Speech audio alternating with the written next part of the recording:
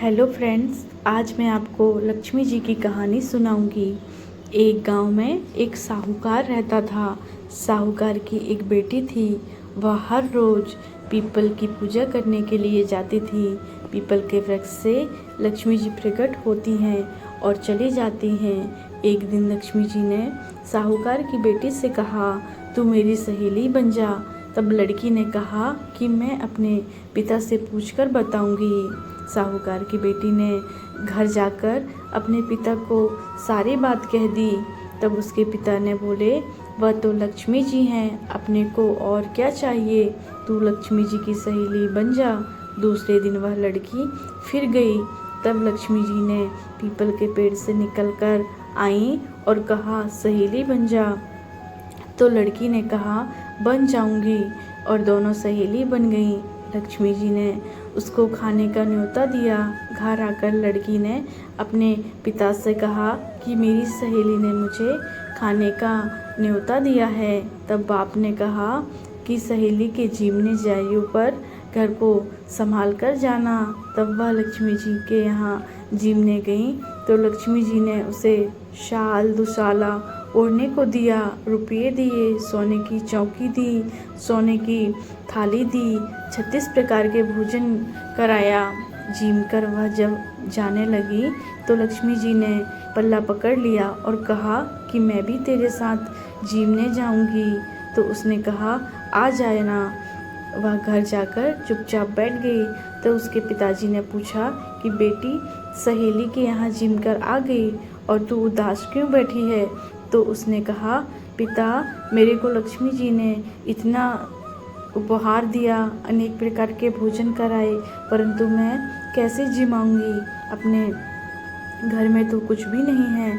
तब उसके पिता ने कहा कि गोबर की मिट्टी से चौका लगाकर घर की सफाई कर ले, 4 मुख वाला दिया जलाकर लक्ष्मी जी का नाम लेकर रसोई में बैठ जाना।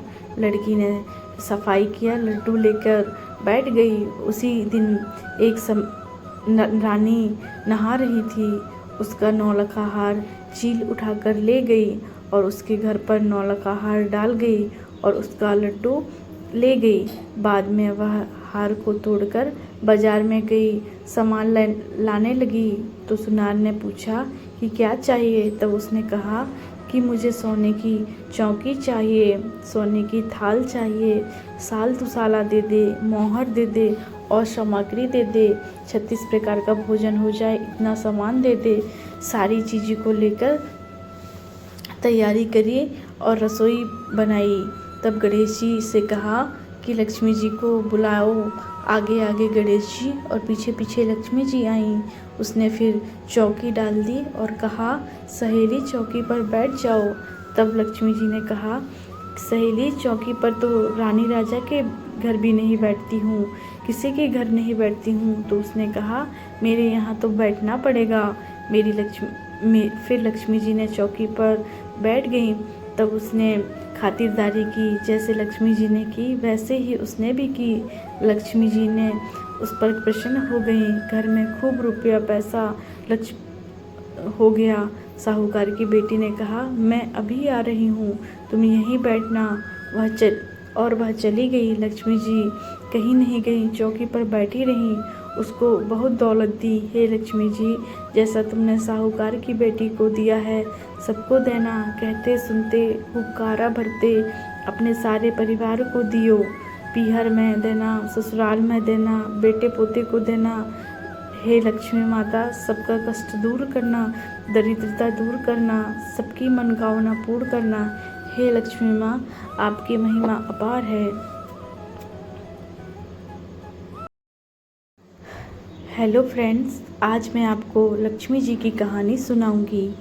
एक गांव में एक साहूकार रहता था। साहूकार की एक बेटी थी।